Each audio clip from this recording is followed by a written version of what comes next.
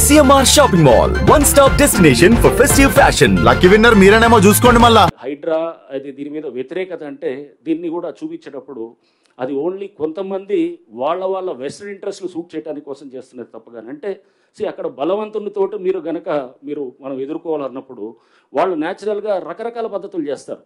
మేము సున్నం చెరువులో ఎప్పుడైతే అక్కడ చేసాం, మీరు అందరు చూసారు, అక్కడ ఒక వ్యక్తి వెంకటేష్ అనే వ్యక్తి కిరోసిన్ పోసుకొని మొత్తం చేయటం జరిగింది. సో అతను ట్యాంకర్స్ బిజినెస్ చేస్తుంటాడు, అక్కడ ట్యాంకర్స్ బిజినెస్ చేస్తుంటాడు, ఇప్పటికీ మళ్ళీ కంటిన్యూ మొదలెట్టాడని చెప్పి మళ్ళీ ఏదో మన ఎవరు అన్నారు. సో అంటే ట్యాంకర్ రోజుకి అతని బిజినెస్ దాదాపు 1,00,000 పైన ఉంటుంది. సో అతను దీన్ని మేము ఎగ్జాంపుల్ చెప్తుంది ఏంటంటే ఎండ్ కన్వెన్షన్ డిమాలిష్ చేసినప్పుడు ఆ పక్కనటువంటి చాలా గుడిసెలు లేకపోతే చిన్న చిన్న పాకలు ఇవన్నీ ఉన్నాయి, దాన్ని ఎక్కడ టచ్ చేయలేదు. బట్ ఇక్కడ ఎందుకు టచ్ చేయాల్సి వచ్చింది? ఇక్కడ ఈ వెంకటేష్ అనేవాడు ట్యాంకర్స్ బిజినెస్ చేస్తూ, మీరు అక్కడ ఇప్పుడైనా గూగుల్లోకి వెళ్ళి మీరు ఇమేజెస్ చూస్తే కనుక దాదాపు ఒక 20-30 ట్యాంకర్స్ అక్కడ లైన్ అయి ఉంటాయి అన్నమాట. మొత్తం మీరు గూగుల్లో కూడా చూడొచ్చు. సో అంటే ఇది ఎవడు తీసి అంటే ఎవడు ఇష్టారాజ్యంగా చేసుకుంటూ పోతే కనుక దీన్ని కట్టడి చేయటం ఉండదా? సో దీనికి అతన్ని చెక్ చేయడం కోసమే అక్కడ మనం వెంటనే అతని మెయిన్గా అతని బేస్ తోటి ప్లస్ వేరే అన్ఆథరైజ్ స్ట్రక్చర్స్ దాంట్లో అన్ఆథరైజ్డ్ ఉన్నాయి, వాళ్ళకి పర్మిషన్ ఇచ్చారు, ఆ పర్మిషన్స్ కూడా క్యాన్సిల్ అయినాయి. వాళ్ళు కోర్టుకు వెళ్ళారు కానీ కోర్టులో ఎటువంటి రిలీఫ్ రాలేదు. సో అవన్నీ కూడా మేము పొందుపరచడం జరిగింది.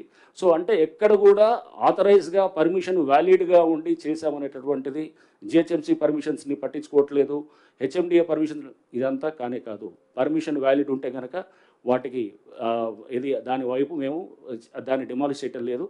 ఏమన్నా అది ఎఫ్టీఎల్లోనూ ఎక్కడన్నా వస్తే కనుక ఎఫ్టీఎల్లో కూడా మీకు మళ్ళీ ఇంకోసారి మీ అందరికీ కూడా తెలియపరిచేది ఏంటంటే పబ్లిక్ హ్యాబిటేషన్స్ ఎవరైతే కనుక ప్రజలు ఆల్రెడీ ఉంటున్నారో వాటిని ఎక్కడ కూడా మనం టచ్ కూడా చేయట్లేదు. అది ఆల్రెడీ మీకు చెప్పడం జరిగింది. గౌరవ ముఖ్యమంత్రి గారు ప్రభుత్వం కూడా ఇది చాలా ఏంటంటే చాలా ఇది పబ్లిక్ ఆల్రెడీ ఉన్న వాళ్ళందరినీ కూడా వాళ్ళని మన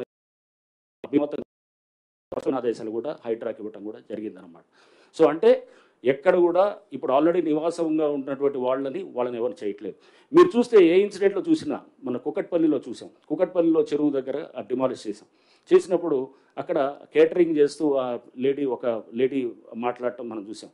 సో వాళ్ళకి యాక్చువల్గా ఆ డిమాలిషన్ అయిన మరుసటి రోజు వాళ్ళు ఆ ల్యాండ్ ఓనర్స్ అంతా కూడా మా దగ్గరికి వచ్చారు, ఒక అడ్వకేట్ని తీసుకొని మా దగ్గరికి వచ్చారు, ఆఫీస్కి వచ్చారు. వాళ్ళందరికీ కూడా ముందే ఇంటిమేషన్ ఇచ్చాం. దాదాపు 14-15 మంది వాళ్ళు ఖాళీ చేయించారు.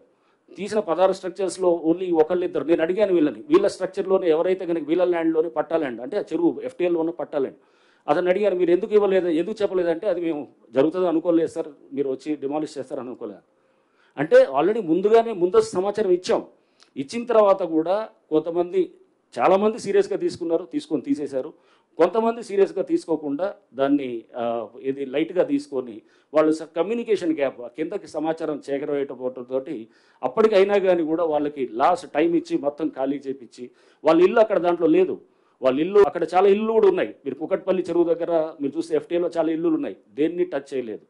మీరు చాలా స్పష్టంగా ఇది తెలుసుకోవాలి. అంటే ఇల్లులు ఉన్నవాళ్ళు నిన్న చూశాను, ఎవరో పెద్దమ్మ బుచ్చమ్మ అని చెప్పి ఆమె ఆత్మహత్య చేసుకున్నదని చెప్పి చాలా బాధ అనిపించింది. ఎందుకంటే అరే ఒక పెద్దవిడ ఇట్లా ఆమె ఆత్మహత్య చేసుకోవటం అనేది ఇటువంటిది మనం దీనికోసం కాదు, హైడ్రా అనేది ఉద్దేశాల కోసం పెట్టింది కాదు. ప్రభుత్వం ఈ ఉద్దేశంతో ఈ లక్ష్యాలతోటి ఈ ఇన్స్టిట్యూషన్ ఫ్లోట్ చేసింది కాదు. ఈ బుచ్చమ్మ అనే ఈమె చేసుకోవడానికి కారణం అక్కడ ఎవరు ఆడపిల్లలు ఉన్నారు, ఇద్దరికేమో G+1 హౌసెస్ ఇచ్చారు, ఇంకొకరికి ఒక ఖాళీ ప్లాట్ ఇచ్చారు. ఇచ్చిన తర్వాత ఇవన్నీ కూడా బఫర్ జోన్లో వస్తాయి, వాటి జోన్కి మేము వెళ్ళట్లేదు. కానీ ఎవరో అక్కడ ఏమంటారు మాట్లాడేవాళ్ళు ఆ భయాన్ని చూపిస్తూ ఆందోళన చూపిస్తూ హైడ్రా అనేది ఒక బూచిగా చూపించడం అనేది కూడా ఇదైంది. హైడ్రా అనేది ఒక బూచియో లేకపోతే ఒక ఇది ఇందాక చెప్తున్నట్టు ఒక గ్రేహౌన్స్ దాకా వెళ్ళి చేసేది కాదు. హైడ్రా అంటే ఒక భరోసా అనేది గుర్తుపెట్టుకోవాలి. ఈ వ్యవస్థల్ని ఇదంతా ఇది నుంచి వర్షాల నుంచి కాపాడటానికి ప్రయత్నం చేస్తున్నటువంటి ఒక ఇన్స్టిట్యూషన్గా తీసుకోవాలి. అంతేగాని దీన్ని బూచిగా ఒక రాక్షసిగా చూపిస్తే కనుక రేపు ముందు తరాలకి మన చెరువుల్ని కాపాడుకోలేము, మన పబ్లిక్ ల్యాండ్స్ కాపాడుకోలేము. ఎందుకంటే ఇట్లాంటి ప్రయత్నం దేశంలో ఎవరు చేయలేదు.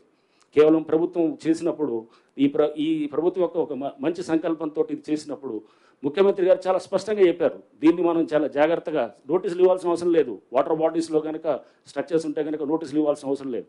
అయినా కానీ కూడా వాళ్ళకి ముందుగా చెప్పేసి వాళ్ళకి ముందుగా నోటీసులు ఇచ్చి వాళ్ళకి అందరికీ కూడా చాలా స్పష్టంగా క్లియర్గా చెప్తున్నాం, మీరు ఇదిగో ఇదని చెప్పి.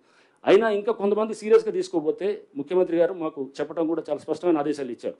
చిన్నవాళ్ళు పేదవాళ్ళు లోవర్ మిడిల్ సెగ్మెంట్ ఉంటే కనుక వాళ్ళు ఎవరికి కూడా మనకి సఫిషియెంట్ టైం ఇస్తాం. ఒకవేళ కనుక మనకి వాళ్ళు నా టైం ఇచ్చిన తర్వాత కూడా వాళ్ళు చేయలేదనుకోండి, ఇంకో 2 రోజులు ఇద్దాం, పోయేదేం లేదు. తప్పకుండా దాన్ని అంటే ఇప్పుడు మాడిఫైడ్ దీంట్లో కూడా వాళ్ళని ఆ చిన్నవాళ్ళు పేదవాళ్ళు ఉంటే కనుక ఆ స్ట్రక్చర్స్ని ఎక్కడ కూడా మేము చేయము. అది వాళ్ళకి కావాల్సిన సఫిషియెంట్ టైం ఇస్తాం. సఫిషియెంట్ టైం ఇచ్చి వాళ్ళని వెకేట్ చేసుకునే దానికి కూడా వాళ్ళకి మేమంతా కూడా అక్కడ వాళ్ళకి ఆ పరిస్థితులు వచ్చేటటువంటిగా ఫెసిలిటేట్ చేస్తామని కూడా మేము చెప్తున్నాం.